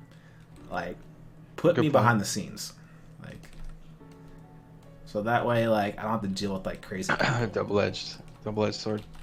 Yeah, dude, I want to be. Let's talk something lighter real quick. Are you a fan of sushi? Yeah. Oh, okay. What's wrong with That's that? quick. You're not? No, I love sushi. Sushi's dope, dude. Like, Yeah, well, I'm poke. just mad I'm people a big that fan of like don't poke, like right? sushi. Hawaii. Oh, Stand okay. up. I haven't had that. What? No. You never have poke? That's like Hawaiian sushi. It's like they take fish and they cut up in little cubes and you put it with like rice. Fresh fish, you like ahi tuna, whatever. You get like that. You cut it in little cubes. Put it on some rice, a little bit of sea salt, onions, dude. Bro, It sounds. they don't got that shit in. They don't got that shit in Seattle. Probably have it here. They probably have it here in Seattle. It's probably trash because it's like what about an island. But what about Indian food? oh hell yeah, dude! I love Indian food. Very vegan a lot of friendly. people that hate Indian That's food. always a good thing. Yeah. Oh, are you still vegan? No, I'm not vegan, but like it's always good to like eat vegan every once in a while. Like I feel better about myself. All right. Okay. Yeah. Then we're on the same boat with that stuff. I'm like I'm saving the planet, right? You know. Like, Well, I think I'm saving myself. I'm like, this shit should be healthier. I raw juice like every day, so that kind of saves me a little bit. Yeah. What about?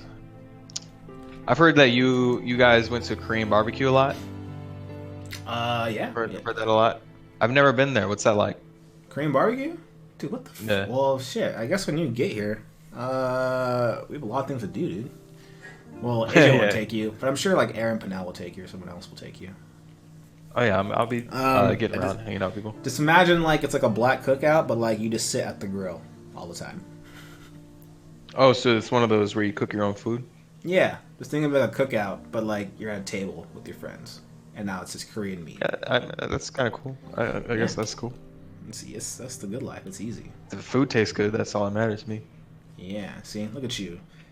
You're switching the topic so we don't get in trouble, so don't lose followers. Smart man you are.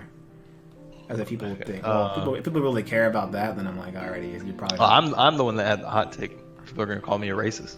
Yeah, I'm gonna call you a racist, dude. I'm gonna be like, welcome to the stream, racist Mike. What's up, racist Mike? I mean, you guys say that shit anyway. So it's like, Really? you guys say it like jokingly. What's up, racist Mike? And you're like, dude, what the fuck? The fuck, dude? Like racist. actually not racist. There you go. What's another thing that's current but not divisive? Current not divisive. Current but not divisive. I wonder how far I can get with this color. Oh, do you watch anime at all? Not really, man. I'm not a big fan of like a lot of anime sucks, dude. There's some good shows, dude. What parts suck to you? Let's tackle this. All right, like let's put it this way. Like I What like caused you to avoid animes like Cowboy Bebop. It's like a great anime. One of my favorite. That's anime classic. of all time, right? Trigun? Gurren Lagann, like Trigun, right? Like that's like my stuff. The animes that my friends watch is like some borderline like hentai shit, and I'm like, this is like such a Yeah, fan so then we service. agree on that shit. I don't fuck with that shit. Yeah, exactly. So I'm There's like, porn I don't or bitches. Like exactly. Like, Like, what's I want what's the something point? that's like to this day, like Cowboy Bebop is like such a good a good example of like having like not like no fat in the story or like no, you know what I mean? Like it's just like a really good like 23 episodes, really well done in character development. Like I don't know, like this is a really really good. Like, bro, there's some plot. shows you're missing out on then if you're still if like you can appreciate that stuff. like one that was really good recently. Season 1 of The Promised Neverland. Have you heard of All that? right, link me. I'll take a look at it. I'll link you later. I'm leaning back right now, but I'll definitely link you. Promised Neverland's pretty tight. I won't spoil anything. But it's I'll tell you like the genre. It's kind of like it's dark a little bit. Mm-hmm. It's got like a mature tone, but it'll surprise you. Okay. I mean, I'm not saying there's anything good. There's also good no ones fan. don't exist, but like, it's just like the ones that I currently see like on like that like pop up in my feed. Like I look at it and I'm like, what is this? No, I 100% get what you're saying. The majority of the market right now is full of fan service. Yeah. And even in some of the good shit, they'll like sneak fan service in there because it sells. That's just the way it is right now. Yeah, So, I'm not for against example, that if you're into it. It's just, again, this is not my take. So I shouldn't like judge anybody. So I'm like, if you want to watch some hentai, like, man, do you, bro? Like, but yeah, it's just not my cup of tea. So therefore, I'm just like, yeah. I think it takes away from the story. Like it takes away from my experience in the show. Well, and it's like if you're not trying to be like this like deep like anime and you're just doing what you like, as long as you're not trying to like come off as deep, then I'm fine with it. Like it's almost like Transformers in a way. Like I can respect Transformers even though I don't like them because like they're not trying to sell me like on some like deep story and like crazy act. You know what I mean? Like it's explosions, it's hot chicks, and it's cars, and like they're not trying to be what you know what I mean? Like.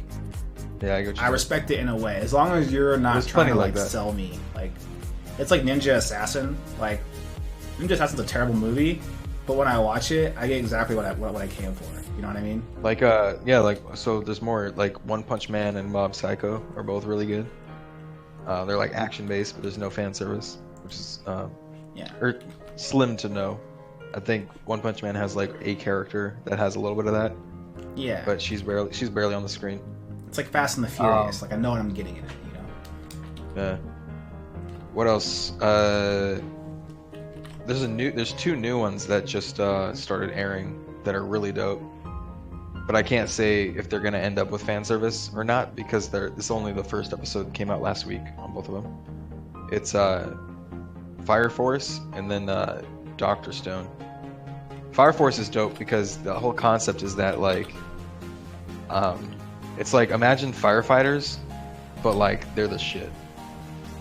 You know what I mean? Firefighters are the shit. Like, no. I'm not saying they're not the shit. I'm saying like extra firefighters. Like they're doing the most. All right. You know what I mean? So the concept is this world, for whatever reason, people are just spontaneously combusting. That's the catch. Random. And then when they spontaneously combust, they kind of turn into like these fire demon type things. So there's this special like half religion, half firefighters that show up to the scene to try to put out the fire, and they're also, I guess, on the side trying to investigate why people have been spontaneously combusting. And it's got a lot of like dope animation and action to it in the first episode. I think it was pretty tight. Okay, I will have to check it out.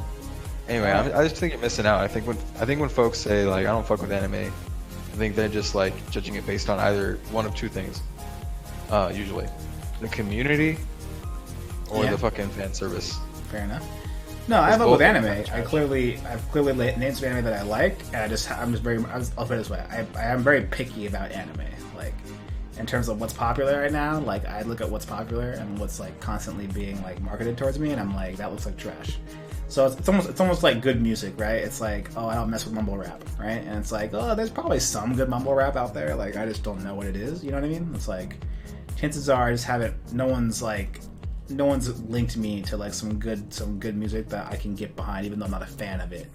You know what I mean? It's like I don't like country, right? It's like, well, chances are you just haven't had someone like really like find something that fits you. So yeah, in that regard, like I'm sure that I like it. I just need to find something that's for me. That's all. If any, I would say just check out like I'll send you a link to it. Check out Promised Neverland. I think you'll really like that. All right. That shit was had me sitting on the edge of my seat trying to see like what's gonna happen, what's happening next. Okay, I see you. Yeah, and the animation's beautiful too, so that helps. Nice. All right. Well, I think I'm gonna call this a day. I think. I mean, I got a lot done actually. So Nice. this is this is going pretty good, and seems to be a good day for our first stream. Apparently, I already have like 49 subs, so that's always good. So I accidentally hit my goal. And I think either I'll finish it up on the weekend, maybe I'll stream on the weekend or something, or I'll go back to like Tuesday where I finish this up. Because I wanna like finish it like completely on stream is the goal here. Like I don't. Yeah, that'd be tight, and then have that for people to watch on your YouTube. Yeah, like I don't want to have to like do it offline. I kind of want to just watch the whole thing. So, yeah, dude, thank you for all the help, man. I really appreciate like you helping me out with all like the stream stuff. Really cool. And No problem, man. Eventually, I'll figure out a better time, and then we can also figure out maybe doing some feedbacks on certain days, like getting some like feedback Friday kind of thing, or back to people sharing their work is always nice. Like more interaction and less talking about racist Disney people. And then, yeah, getting back to like painting and just like doing that kind of stuff. So that's what I'm kind of excited about. That's what I want to get back to. So we shall see. But yeah, so I guess I just hit the other. I just end it, right? Or do I go to? Yeah, you just hit. You go and hit end stream, and it should end them on all, and then it should upload to YouTube as well. No, but what if I go to thanks for watching, right? Thanks for no. Did you make one yet? I did. Check it out. Check this Oh, out. yeah, click it. Watch this shit. Watch this. Watch.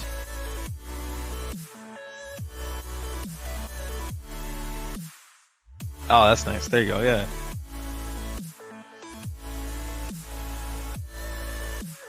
Pretty cool, huh? Yeah. Yeah, they like the vibe. I'm official in this motherfucker. Yeah. All right. Yeah, Cool. so you would just hit the thanks for watching or whatever, and then peace out.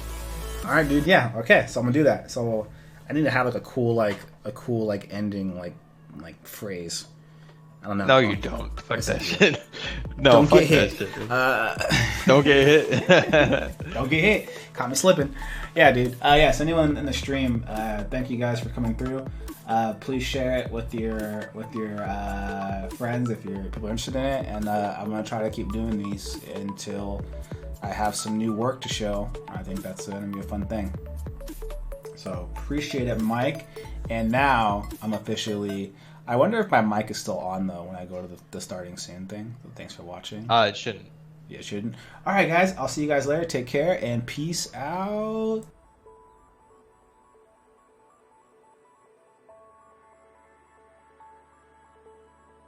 Yeah, unless you want yours to have the mic.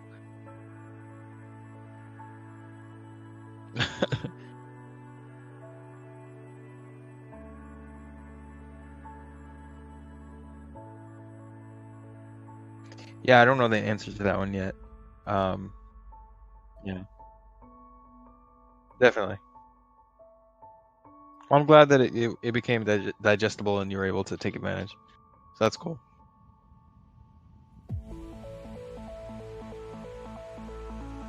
Yeah.